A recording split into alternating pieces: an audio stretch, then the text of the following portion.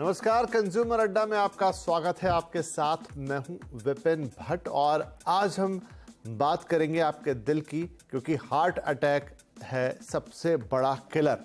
और ऐसा कहने के पीछे कारण है कि मुंबई में एक आरटीआई लगाई गई और उससे जो आंकड़े निकल कर आए हैं वो बताते हैं कि 2022 का जो साल रहा उसमें सबसे ज़्यादा जाने लेने वाली जो बीमारी थी वो हार्ट से जुड़ी हुई थी और उसमें हार्ट अटैक इन पर्टिकुलर सबसे ऊपर था। तो आज इसी पर करेंगे चर्चा, क्योंकि इन दिनों हार्ट फेलियर के बहुत सारे इंसिडेंट्स हमारे आसपास होते हैं। बाकायदा संसद तक में इसकी चर्चा हुई और एक कमेटी है जो आप इस पर काम कर रही है, उसकी क्या रिपोर्ट आती है। लेकिन वो शायद हार्ट फेलियर्स हैं। अभी हमारे डॉक्टर्स जो पैनल पे हमें बताएंगे कि हार्ट अटैक या सडन कार्डियक अरेस्ट या हार्ट फेलियर्स, इन सब चीज़ों में अंतर होता है। लेकिन एक कॉमन मैन के लिए भाई दिल से जुड़ी कोई भी बीमारी, चाहे हार्ट अटैक हो जाए, चाहे कोई, क्योंकि इन दिनों जैसा मैंने कहा कई दृश्य, कोई खेलता खेलता चला गया, कोई डांस करता करता, कोई जिम में, और रीज़न वही कि हार्ट फेल हो गया। लेकिन यहाँ बात हो रही है हार्ट अटैक की। तो चलिए एक नज़र डाल लेते हैं कि क्या कह रही है आरटीआई में मिले ये आंकड़े और क्यों हार्ट अटैक है सबसे बड़ा किलर, और फिर इस पर बातचीत शुरू करते हैं। तो आप देखिए, मुंबई में हार्ट अटैक से रोज 26 मौतें हो रही हैं, ये जानकारी, और ये 2022 का आंकड़ा है। आरटीआई में मिले 2022 के मौत के आंकड़े हैं। 26 लोग रोज हार्ट अटैक से अपनी जान गंवा रहे हैं। मुंबई में 10% मौतों के पीछे जो वजह है वो है दिल का दौरा, यानी कि हार्ट अटैक। इसके अलावा रिपोर्ट कहती है कि भारत में 28% मौतें हार्ट अटैक की बीमारी से, यानी करीब करीब हर तीसरी मौत जो है वो हार्ट अटैक से हो रही है। और 1990 में 15% मौतें हार्ट अटैक की बीमारी से ये जो बता रहा है। तो ये प्रतिशत वहाँ से यहाँ तक में लगभग दुगना हो गया है, यानी दिल की बीमारी बढ़ रही है। और ये भारत में भी नहीं, वर्ल्ड वाइड आंकड़े देखें तो वो भी लगभग इसी तरफ इशारा करते हैं, जहाँ पर हार्ट अटैक सबसे बड़ा किलर साबित हो रहा है। तो चलिए चर्चा की शुरुआत करते हैं। हमारे साथ जुड़ रहे हैं मेदांता हॉस्पिटल के vice chairman cardiology doctor Rajneesh Kapoor, Fortis Hiranandani hospital के consultant cardiology doctor Prashant Pawar और न्यूट्री हेल्थ की फाउंडर डॉक्टर शिखा शर्मा। आप सभी का बहुत बहुत स्वागत है। चूंकि रिपोर्ट मुंबई से ओरिजिनेट हुई है, इसलिए डॉक्टर प्रशांत आपके पास मैं पहले आ रहा हूं कि इस शहर में सबसे बड़ा किलर जो निकल कर आया वो हार्ट अटैक है। सबसे ज़्यादा लोगों की जान 2022 में हार्ट अटैक ने ली है। कोई खास कारण, कोई खास वजह इसके पीछे आप देखते हैं? पिछले 2-3 साल में यंग हार्ट अटैक बहुत कॉमन है। तो इसकी मेन रीजंस है लाइफस्टाइल। जो ये मेट्रोपॉलिटन सिटीज है, कॉस्मोपॉलिटन सिटीज है, इसमें लाइफस्टाइल इतनी खराब हो चुकी है कि we are just running around, हम खुद के लिए कुछ समय नहीं दे पा रहे। एक्सरसाइज का नामो निशान नहीं है, सीडेंटरी लाइफस्टाइल बढ़ते जा रही है, और जो खा रहे हैं that is all junk food. So main is lifestyle which is creating a trouble, and second is the stress, both work related stress या जो भी deadlines है specifically IT sectors में, and after this COVID lot of people have lost their jobs, so a lot of stress is there, and how they deal with this stress, that is very important. तो doctor साहब, people try to relieve their stress by binge drinking या smoking। जी, तो ये सब कारण है जिसकी वजह से ये हार्ट अटैक के मामले काफी बढ़ते जा रहे हैं। तो डॉक्टर साहब, जो आप कह रहे हैं कि लाइफस्टाइल और स्ट्रेस, तो ये तो अमूमन हर दूसरे शख्स को है या हर पहले शख्स को है, तो क्या हम सबको खतरा है? ये टिप ऑफ आइसबर्ग है जो हम देख रहे हैं आंकड़े, ये टिप ऑफ आइसबर्ग है। तो हो सकता है आने वाले लॉट। जी ठीक है, आपसे थोड़ा नेटवर्क यहाँ पे पुअर हुआ, हम बातचीत जारी रखेंगे। डॉक्टर रजनीश, लेकिन बात सिर्फ मुंबई की नहीं है, ये तो एक आंकड़े आरटीआई लगी और उससे निकल कर आ गए, लेकिन हमने ये भी बताया कि भारत में भी हर तीसरी मौत जो है उसके पीछे का कारण हार्ट अटैक है, और वर्ल्ड वाइड भी यही फिनोमेना रिफ्लेक्ट होता है। तो क्या हार्ट से जुड़ी हुई डिसीजेज इतनी कॉमन है कि हर तीसरी मौत या दूसरी मौत उससे होती हुई दिखती है, या जैसे डॉक्टर प्रशांत कह रहे हैं कि अब सभी की लाइफ में स्ट्रेस का एक पर्टिकुलर लेवल तो आ ही चुका है, इन जनरल लाइफस्टाइल सबकी खराब हो चुकी है? अगर मैं सिर्फ भारत की बात करूं, क्योंकि दिनचर्याएं इस तरह की हो गई हैं, तो क्या सबको ही दिल की बीमारी का खतरा पैदा हो गया? और एक एडिशनल सवाल यहां मैं जोड़ देता हूं कि इन दिनों, पिछले दिनों जो हमने मौतें देखी, जिसका जिक्र मैंने शुरू में भी किया, हार्ट फेलियर हुए कि कोई नाचते नाचते गया, कोई जिम में चला गया, वो और ये क्या सेम है या अलग अलग चीजें हैं? बिल्कुल। तो अभी ये मान के चलें जो आप भी बोल रहे हो, भी मैक्सिमम लोग जैसे ही 40-45 साल की उम्र क्रॉस करते हैं, बल्कि मैं तो ये कहूंगा जो हम अपनी प्रैक्टिस में देख रहे हैं, इवन इससे भी बहुत यंग इंडिविजुअल्स हार्ट अटैक से हमारे पास आ रहे हैं। तो वो हम सब लोग वल्नरेबल बनते जा रहे हैं। उसका रीजन मैं बताना चाहूंगा। हम सब लोग जानते हैं भी हार्ट डिजीज के कुछ स्पेसिफाइड रिस्क फैक्टर्स हैं, जैसे diabetes, high blood pressure, smoking या पॉजिटिव फैमिली हिस्ट्री का होना। अब जिनमें तो ये रिस्क फैक्टर्स हैं वो तो क्लियरली वल्नरेबल हैं ही, बट आजकल के दौर में कुछ नए इमर्जिंग रिस्क फैक्टर्स और हैं हार्ट डिजीज के, जैसे प्रोलॉन्ग सिटिंग। एक शोध के जरिए ये पता चला, जो लोग अपने ऑफिस में बैठकर सुबह से शाम तक बैठे रहते हैं और उनका कुछ एक्टिविटी नहीं है, उठ के चलने का भी एक्टिविटी नहीं है, prolonged sitting is considered now equivalent to cigarette smoking. The next big emerging risk factor is sleep deprivation. So हम इतना तेजी से लाइफस्टाइल अपना इस कदर व्यस्त हैं, सब लोग भाग रहे हैं, तो उसमें बहुत सारे यंग एग्जीक्यूटिव्स स्लीप डिप्राइव्ड हैं। वो अच्छे से 5 या 6 घंटे का नींद भी नहीं लेते हैं। तो ये दो बड़े रिस्क फैक्टर्स फर्दर ट्रिगर कर रहे हैं आजकल के दौर में हार्ट अटैक्स को और सडन कार्डियक डेथ्स को। तो अब देखिए, कहीं ना कहीं किसी भी इंडिविजुअल में कोई ना कोई रिस्क फैक्टर तो है ही। स्ट्रेस बढ़ता जा रहा है, प्रोलॉन्ग सिटिंग है, सेडेंटरी लाइफस्टाइल है, स्लीप डेप्रिवेशन है, जो पहले के रिस्क फैक्टर्स हैं वो तो है ही। तो वल्नरेबिलिटी और रिस्क बहुत बढ़ गया है सोसाइटी में हर व्यक्ति को। तो इनको हम कैसे मैनेज करें या कैसे कंट्रोल करें वो एक अलग मुद्दा है, बट यस, हम सब लोग बहुत हाई रिस्क पे हैं।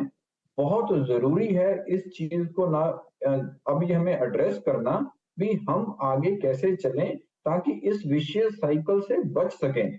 Otherwise yes, I think with the time to come the heart disease is further going up and it will become more rampant, और इंडिया के अंदर बहुत ज्यादा प्रॉब्लम्स खड़ी होने वाली हैं यंग इंडिविजुअल्स को हार्ट अटैक की या सडन कार्डियक डेथ की।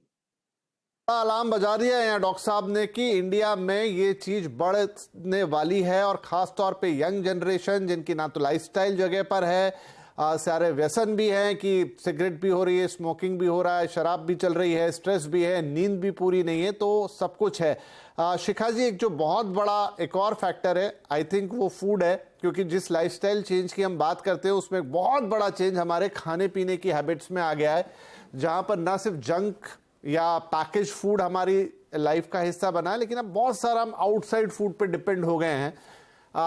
टाइमिंग्स बहुत इम्पैक्ट हो गए हैं। इनफैक्ट कल ही हम एक शो कर रहे थे जिसमें बात आई, जो WHO की रिपोर्ट आई है आर्टिफिशियल स्वीटनर वाली, तो अब तो बाजार में जो हेल्दी प्रोडक्ट भी मिल रहे हैं उनमें भी ऐसी चीजें मिली हुई हैं जो WHO कह रहा है कि इनसे आगे चल के हार्ट डिसीज हो जाएंगी।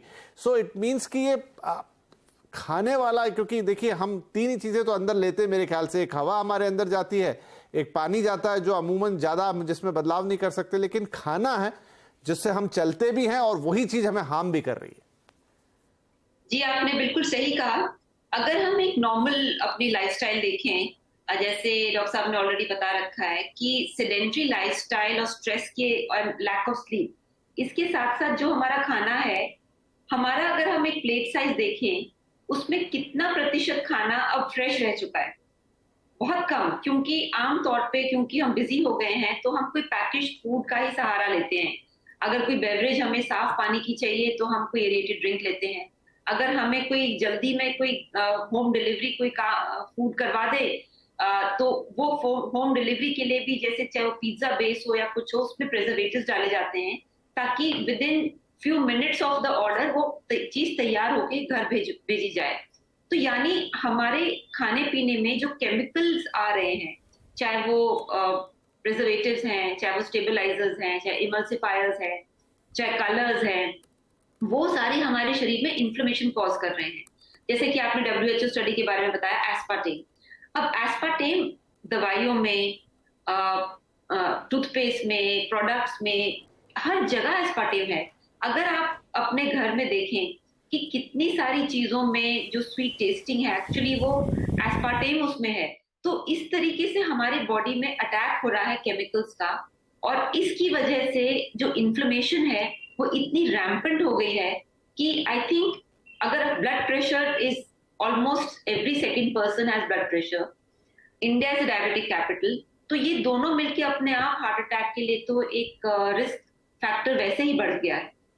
जी, तो डॉक्टर पवार, तो अब जिस तरह की चीजें हम देख रहे हैं, अब इसमें तो कोई डाउट नहीं रह गया कि ऑलमोस्ट हम सभी उस रिस्क फैक्टर के शिकार हैं। खाना पीना हो, लाइफस्टाइल हो, नींद हो, स्ट्रेस हो, वो कहीं ना कहीं आपको कोई ना कोई एंगल तो पकड़ ही ले रहा है। तो क्या किया जाए? आप फिर 24/7 अपने हार्ट को सर्विलेंस पे डाल दीजिए। क्या कोई तरीका है जिससे आप कंटिन्यूसली देख सकते हैं कि आपका हार्ट सही है या नहीं है? I think main is prevention. We should go back to our roots. जो हमारा खान पान है, जो हमारा एक्सरसाइज था, जो योगा है, काफी सारी चीजें जो हम पुराने मतलब 15-20 साल पहले जो होती थी, अगर if we revert back to the same, I think things. तो उसके लिए तो डॉक्टर साहब को एक क्रांति करनी पड़ेगी, मुझे लगता नहीं, क्योंकि ये बातें करते करते ना जाने कितना वक्त बीत गया, लेकिन वो शायद इतना आसान है नहीं। नहीं, आसान तो कोई भी नहीं रहता है, बट उसके लिए शुरुआत तो करनी पड़ती है। क्योंकि So नहीं डॉक्टर साहब, हो क्या गया ना कि जिस तरीके से हमारा पूरा इकोसिस्टम बन गया है, अर्बनाइजेशन की स्पीड बहुत ज्यादा है, आपको बड़े शहरों की तरफ आना पड़ रहा है नौकरी के लिए, फिर वहां हर छोटी छोटी चीज में जद्दोजहद। आप देखिए ना, इन दिनों जितने बड़े शहर हैं भारत के, ट्रैफिक की समस्या हो चली है, कहीं पानी नहीं है, रियल एस्टेट के इश्यूज हो गए हैं, तो हर जगह नोइंगली या अननोइंगली स्ट्रेस तो अपने आप खड़े हो गए। मतलब आप घर से निकले तो ऑफिस पहुंचने का स्ट्रेस है, ऑफिस से निकले तो घर पहुंचने का स्ट्रेस है। बॉम्बे में तो हम मजाक करते हैं कि हमारा मेन पर्पस तो ये होता है कि हम ऑफिस जाएं और वहां से घर आए, बीच में तो हम काम कर लेते हैं बस, क्योंकि आप स्वयं बॉम्बे से तो जानते हैं। जी, तो फिजिकल एक्टिविटी अपने दिन, जो दिनचर्या होती है, जो वर्क प्लेस है, उसमें हम किस प्रकार से फिजिकल एक्टिविटी बढ़ाए, ये हमने ध्यान देना चाहिए। जैसे कि लिफ्ट अवॉइड करना, व्हीकल थोड़ा दूर पार्क करना, जितना हो सके एटलीस्ट 25 से 30 मिनट वॉकिंग करना जरूरी है, सो दैट वो ऑफिस का टाइम भी अगर हम वर्क यूटिलाइज करते हैं एक्सरसाइज के लिए, कॉफी ब्रेक लेने से अच्छा हम अगर वॉकिंग ब्रेक्स ले 10 मिनट के लिए भी, so that also will makes a huge difference over a decade और सो। ठीक है, तो आप ये कह रहे हैं कि छोटी छोटी चीजें ही करना शुरू कर दें। आप कोई बहुत बड़े गोल सेट ना कर लें अपने लिए कि मैं जिम जाऊंगा, कि रोज आधे घंटे ये करूंगा और 1 घंटा वो करूंगा, लेकिन आप अपनी उसी ऑफिस की दिनचर्या में ही अगर छोटा मोटा वॉक कर लें, थोड़ा एक्टिविटी बढ़ा लें। आजकल तो आपके पास डिवाइसेस भी होते हैं जो आपको कहते हैं कि आप इतनी देर से बैठे हुए हैं, हैंडल डिवाइसेस हैं और आपकी घड़ी आपको बता देती है, तो शायद उन चीज़ों के इस्तेमाल से चीज़ें बढ़ेंगी। डॉक्टर कपूर, यही मेरा रीज़न था कि हम बातें बहुत करते हैं, बताते हैं, अक्सर दर्शकों को भी कई बार खुद पे अमल करने की कोशिश करते हैं, लेकिन मैंने पाया यही है डॉक्टर साहब कि वो उस लेवल पे नहीं जा पाता। अमूमन हर 10वें शख्स में एक आध कोई कर पाता हो तो कर पाता हो, जहां पर वो सारी चीजें प्रैक्टिकली कर ले, क्योंकि आपका सिस्टम ही ऐसा बन गया है।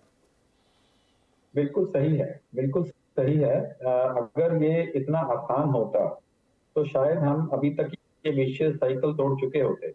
This is further growing.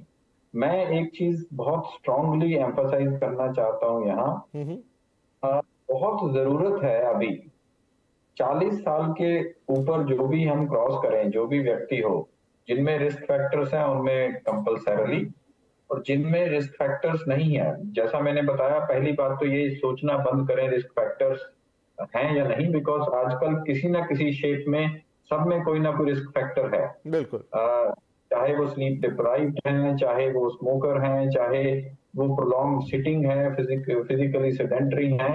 Ideal life वे से लाइफ जीना ऑलमोस्ट इम्पॉसिबल हो चुका है।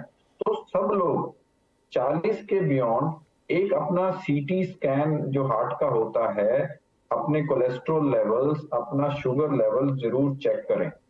मैंने ये देखा अपनी प्रैक्टिस के अंदर, जब किसी को ये पता चलता है कि उसके सीटी स्कैन में जो हार्ट की धमनी में अब उसका 40% या 50% ब्लॉकेज बनने लगा है या पनपने लगा है, तब उसका इन चीजों को एग्जीक्यूट करना जो हम बात कर रहे हैं, वो सीरियसनेस आता है उसकी सोच में।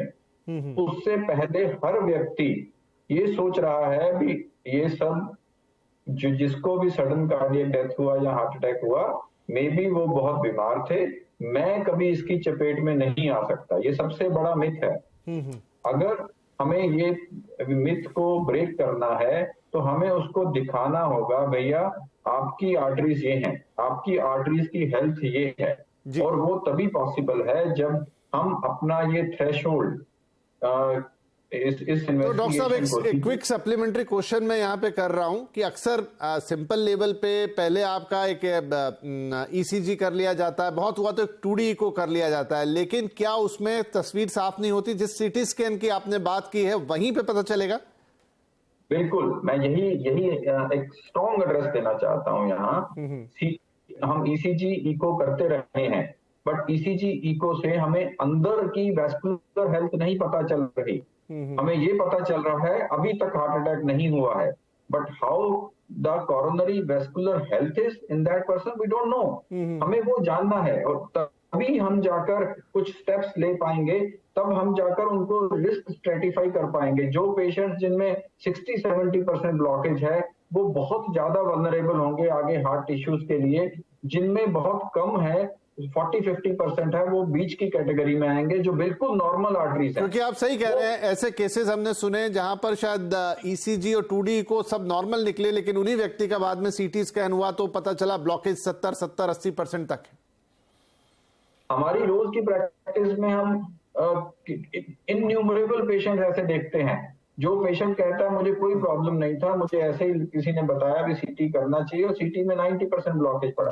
अब जो 90% जिसको सिम्टम्स नहीं हुए वो बिल्कुल वल्नरेबल है एक एक्यूट हार्ट अटैक और इवन डेथ। बिल्कुल, ये बड़ी इंपॉर्टेंट बात है सर जो आपने बताई, क्योंकि अक्सर हम यही पूछते हैं कि कौन सा टेस्ट कराएं, क्या कराएं, कैसे पता चलेगा। आप कोई तो तरीका हो जिससे आपको आपकी हार्ट की एक्चुअल हेल्थ का पता चले। जो काफी बात लंबी हो गई तो मुझे एक छोटा सा क्विक ब्रेक लेना होगा। ब्रेक के बाद इसी चीज को और कि कैसे आप मॉनिटर कर सकते हैं, और मॉनिटर के साथ साथ दूसरी तरफ उसे सिचुएशन को इंप्रूव करने के लिए कम से कम 2-3 चीजें, चाहे वो खाने के लेवल पे हो, चाहे वो जो हैबिट्स है उनके लेवल पे हो, चाहे स्लीप के लेवल पे हो, अगर एक भी अपना ले तो थोड़ा इंप्रूवमेंट तो दिखेगा। एक छोटा ब्रेक, बातचीत जारी रहेगी।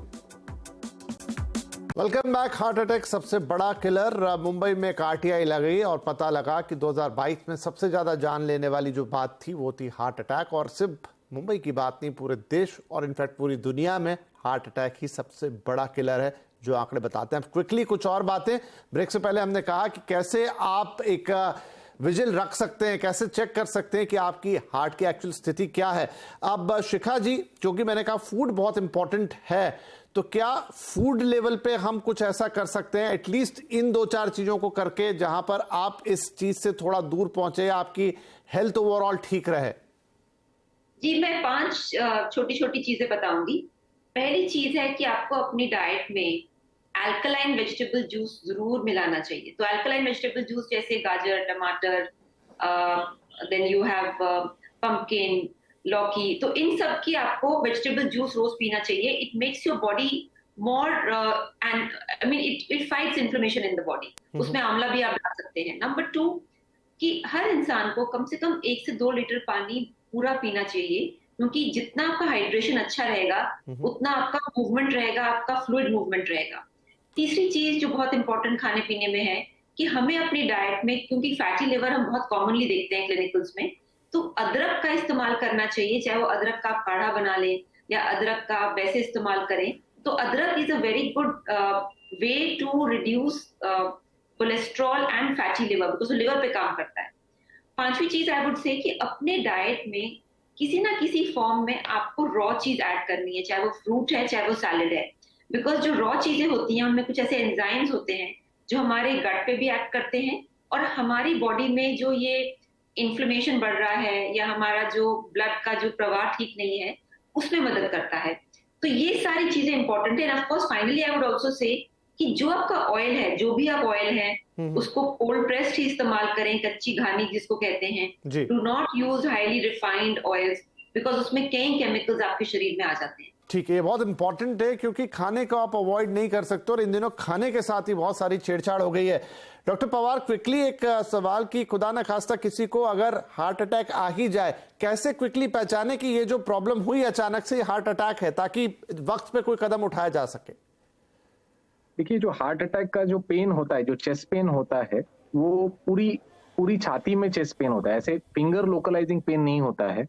वो पेन बहुत बार एक्सर्शन के बाद होता है, या तो इमोशनल आउटबर्स्ट के साथ होता है, squeezing, severe pain, crushing pain जिसे बोलते हैं, उसके साथ पसीना होता है, प्रोफ्यूज स्वेटिंग, और रेडिएशन रहता है लेफ्ट आर्म और लेफ्ट फोरआर्म को। बहुत बार किन लोगों को जॉ पेन्स भी होता है। तो ये पेन होता है, ये दर्शाता है कि ये हार्ट अटैक रिलेटेड पेन है। डायबिटिक पेशेंट्स में बहुत बार पेन भी नहीं होता है, पेशेंट को कुछ हल्का सा पसीना आना और सांस फूलना, इतनी तकलीफें होती है। तो इस ये जो सिम्टम्स है ये चेस्ट पेन वाले, जो रेडिएटिंग पेन, जॉ पेन, पसीना आना, सांस फूलना, एक्सर्शन वाला पेन, ये हार्ट अटैक रिलेटेड पेन होता है। जी, ये बड़ा इंपॉर्टेंट है कि वक्त पर पहचाना जा सके कि क्या हुआ है, ताकि उस तरह का मेडिकल असिस्टेंट दिया जा सके। एट लास्ट डॉक्टर कपूर, ये जो 3-4 चीजें हैं, एक तो बैड लाइफस्टाइल, स्ट्रेस के लेवल्स, नींद, या फिर कह लें कि जो फूड हैबिट्स हैं या सेडेंटरी हैबिट्स हैं, इनमें से कौन सी चीज पे सबसे पहले एक्शन शुरू करना है आपको? अपार्ट फ्रॉम कि आप जो भी मेडिकल केयर है वो तो आप कराएंगे, टेस्ट वगैरह, लेकिन इनमें से किस चीज को सबसे पहले एड्रेस करना है?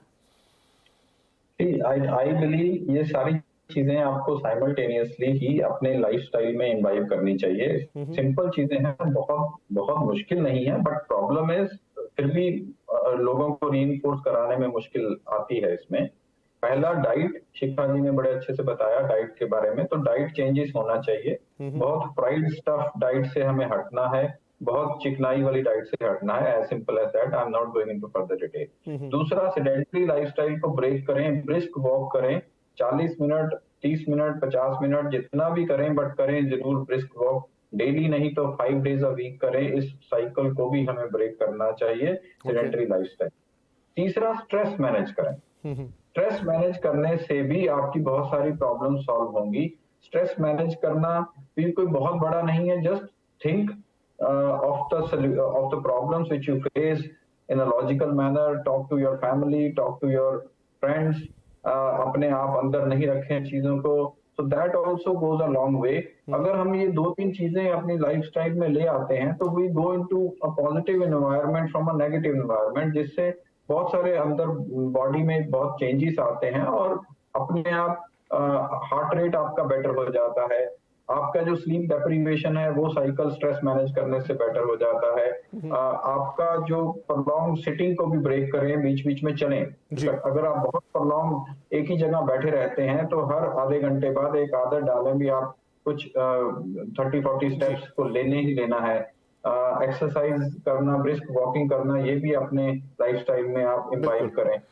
तो ये सब चीजें करने से जी बिल्कुल। तो ये वो 2-3 चीजें हैं जो बिल्कुल आप कर लीजिए। स्ट्रेस को हटाइए, लाइफ से बहुत तरीके मिल जाएंगे, वो पढ़ा जा सकता है, इंटरनेट पे ढूंढा जा सकता है। साथ ही सेडेंटरी लाइफस्टाइल में थोड़ा सा एक्टिविटी जोड़िए और ब्रिस्क वॉकिंग जो डॉक्टर साहब ने कहा, और एट लास्ट खाने पे थोड़ा कंट्रोल करना पड़ेगा जुबान पे, लेकिन वही फिर आपके दिल को भी मजबूत बनाएगी, तो उसका भी ख्याल रखना है।